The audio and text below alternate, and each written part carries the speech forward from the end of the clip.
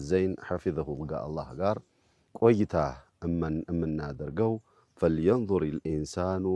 مما خلق بميذ رأس لينو تكرت من نارقو كذاب في تجن شيخنا الفاضل وكان دهنا متولن الالو كان دهنا قويتشو شيخنا الفاضل سو سيبال دي كفتراتاتوچ ሁላ ክብር የሚባለው ልዩ ፍጥር የሚባለው የሰው ልጅ ነውና የሰው ልጅ ምንድነው መነሻው ከየት ጀመረ እሱን እንስቲ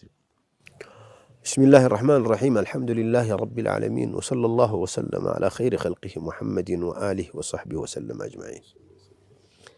الله سبحانه وتعالى بزو خلقوችን خلقوان